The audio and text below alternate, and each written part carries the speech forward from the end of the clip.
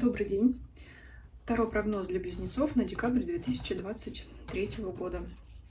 Что ожидает близнецов в декабре 2023 года?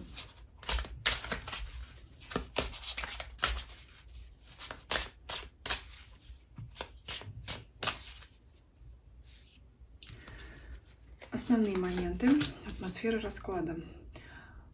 Король кубков. Много можно сказать уже по этой карте, но будем более конкретно, наверное. Но в любом случае это прежде всего приятное настроение. Это может быть ожидание праздника, да, потому что не всегда люди ждут праздника. Здесь все-таки вы настроены уже поднять, так сказать, бокал перед Новым годом. Это если так утрированно, да, но в любом случае это хорошее настроение, и, конечно, оно будет влиять на все остальные позиции. Характеризует вас, независимо от того, женщина вы или мужчина, это такое благостное расположение духа, это может быть такое радушие, это гостеприимство, то есть уже можете начать принимать гостей с самого начала месяца. Это встречи с друзьями приятные, то есть вы будете настроены доброжелательно, в принципе, к людям и к обстоятельствам, если даже они будут не очень приятные, посмотрим сейчас, может быть, их и не случится. То есть вы будете как-то оптимистично настроены. Вот так вот. Хорошая атмосфера для всего расклада. Хорошее начало. Итак, смотрим финансы, деньги, имущество, работа, карьера, бизнес, личная жизнь, семья, любовь, ваше состояние физическое, эмоциональное, окружение ваше, друзья, обстоятельства, которые вокруг вас складываются. Итак, начинаем с финансов. Потратитесь вы тут, конечно, изрядно. Прямо вот, я, знаете, скажу под ноль. Можете так хорошо закупиться к тому самому новогоднему столу, очень серьезно потратиться на подарки, на финансы, на подарки на себе любимому и другим. То есть по финансам, прямо скажу, прямо вот казна опустеет ваша, но вас это не смутит. То есть вы уверены в том, что ваши большие траты вы скоро восстановите. То есть это для вас не является... То есть траты большие для вас, это именно траты, это вот все. Конец, все потратил, все, что было, все потратил. Это действительно может быть какое-то серьезное приобретение вплоть до жилья, квартиры. Здесь вот такое может быть. Это также могут быть и кредиты, ипотеки, но настроение оно вам не портит. То есть здесь вот такое. Это прям хорошо потратиться, либо иметь кредит или долг, но не расстроит вас это. Почему-то, может быть, даже кого-то наоборот обрадует. Наконец-то мне выдали ипотеку, на которой я приобрел имущество, квартиру. Или вот я потратился, но зато вот я купил себе ту вещь, о которой давно мечтал, и я наконец подарю вот такой вот ценный подарок человеку, который я точно знаю, что он его оценит. Здесь вот такое настроение, понимаете, десятка мечей это не всегда плохо. Это тут что-то все закончилось. Десятка это всегда окончание, конец. В данном случае конец финансам. Но они у вас романсы не поют, потому что кубок-то вам еще есть чем наполнить. Я думаю, что здесь остановлюсь на этом. Здесь вот именно, знаете, может быть такое транжирское настроение, которое вам то самое настроение поднимает. Так немножко тавтология получилась, но вот так. Давайте посмотрим работу, карьеру, бизнес. Рыцарь кубков. Работа идет в гору, карьера идет в гору. Опять же, это рыцарь с наполненным кубком. Может быть, вы в преддверии, кстати говоря, повышения вас по должности решили вот гульнуть, себя порадовать. Может быть, уже кто-то получил зарплату на новой должности и, так сказать, вот ее на радостях растратил. Конечно, режим экономии у вас тут полностью отсутствует, но у вас вот радость чувствуется от вашего расклада, несмотря на десятку мечей. Вот опять рыцарь кубков. Это вот все эмоции, эмоционально приятные. То есть с коллегами отношения приятные. Это, кстати, может быть новый человек в коллективе, которого вы, так сказать, приветствуете. То есть здесь вот именно веет веселым, хорошим настроением. Я уже сказала, работа, карьера идет в гору. То есть это в любом случае продвижение, это улучшение чего бы то ни было. Рабочих процессов, условий труда, общение в коллективе, дружелюбие вас к вашим коллегам и ваших коллег к вам. То же самое касается клиентов ваших. Если вы работаете один, это успешное сотрудничество. Кстати, могут быть новые предложения по заключению каких-то договоров, контрактов, и все это в радости вам и вашим контрагентам. Поэтому я думаю, здесь тоже остановимся на этом. Давайте посмотрим личную жизнь. Здесь у нас паж жезлов. Я начну сейчас с тех, кто не в паре. Это желание, знаете, это вот как человек, который вам уже приглянулся, понравился, это желание как-то вот с ним познакомиться, либо, если вы уже знакомы, значит, ваши отношения развивать, укреплять. Это большой интерес к какому-то человеку, то есть вам кто-то может понравиться, вы можете кому-то очень понравиться, и вы можете пока, например, друг к другу приглядываться.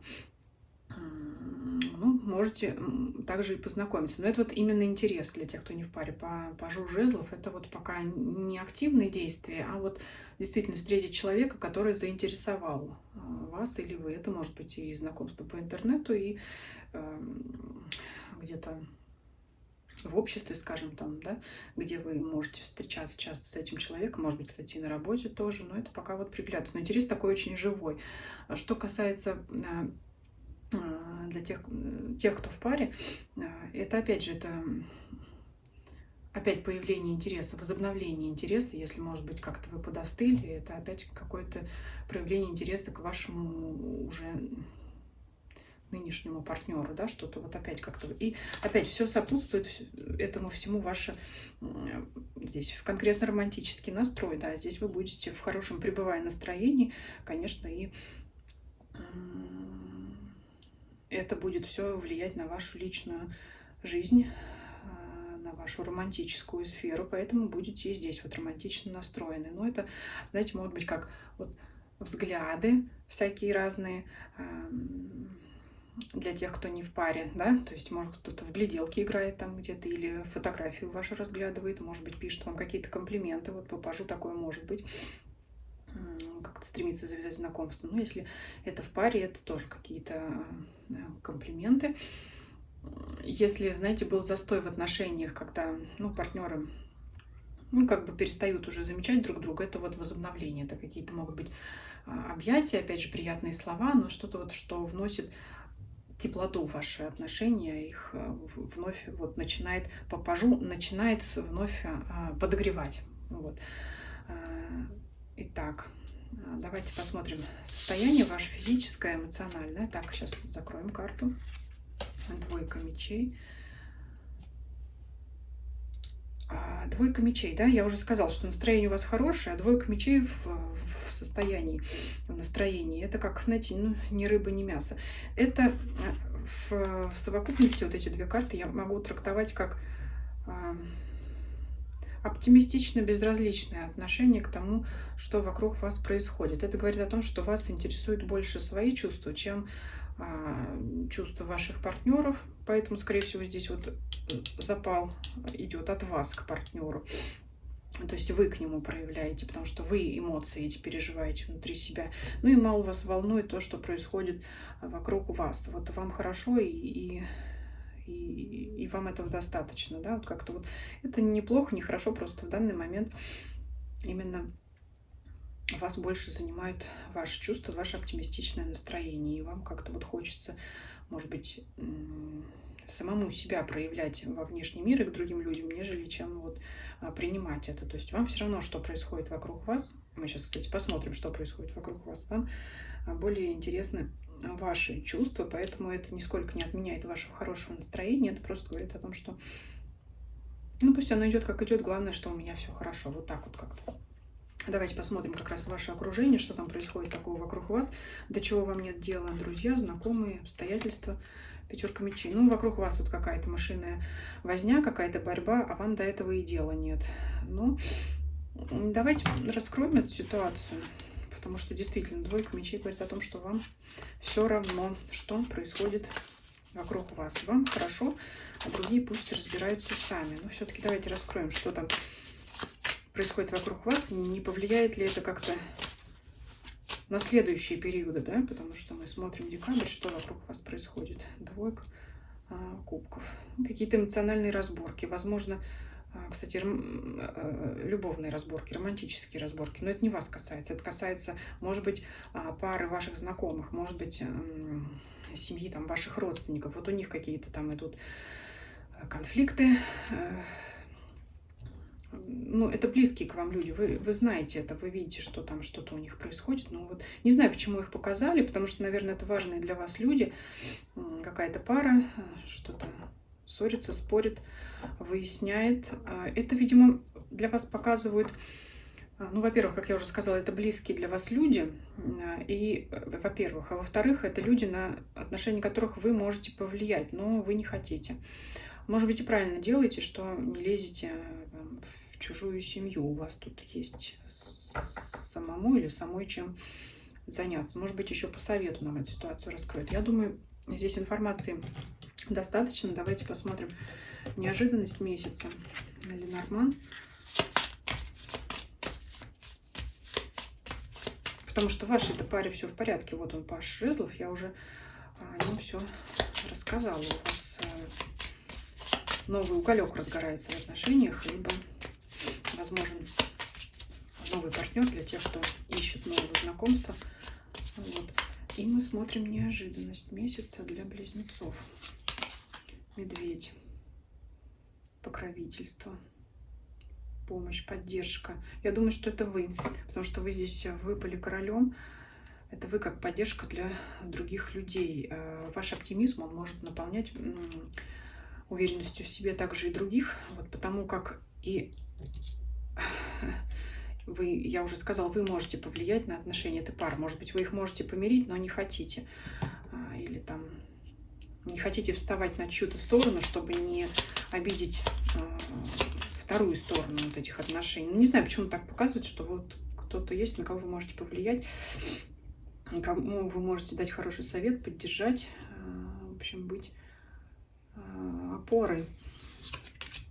Причем это выпадает в неожиданностях. Может быть, знаете, вас кто-то попросит помочь вот этим взаимоотношениям неожиданно, да, мы же смотрим неожиданность, а вы вот вдруг все у меня так было хорошо, а вы тут со своими, вот не до вас сейчас. Ну, буду говорить как есть, да, немножко так эгоистично, но вот говорю, как вижу карты.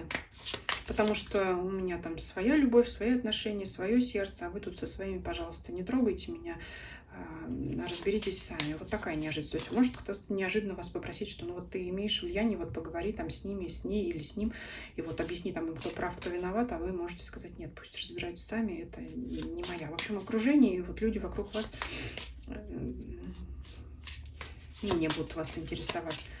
И давайте спросим совет. Для вас совет, сад. Ну, тем не менее, от общества не закрывайтесь, потому что все-таки несите свой оптимизм в люди. Это важно. Это, кстати, имеет место для официальных учреждений. Я их отношу здесь к работе, к вашей карьере. То есть развивайте, идите в гору дальше. Это может быть судьбоносно для последующих периодов, для будущего года. Вот показывает карту крест, общество, это судьбоносное общение с вашим окружением, которое повлияет на какие-то официальные институты, да, то есть это вот именно, ну, скорее работа. То есть она у вас там, что называется, поперла, поэтому и вы не отставайте. Вот такой был расклад интересный, я считаю, для близнецов. Пишите ваши комментарии, ставьте лайки, если видео вам понравилось. Подписывайтесь, кто не подписан. Также подписывайтесь на мой канал Telegram, Дзен, чтобы не потеряться в случае чего. Неизвестно, какие судьбоносные обстоятельства могут случиться. Да, все-таки общество важно, наше окружение, даже виртуальное. И на Новый год я сделаю еще один дополнительный расклад, праздничный, так назову его. Поэтому вот такой анонс небольшой. Спасибо за просмотр. Всем до свидания.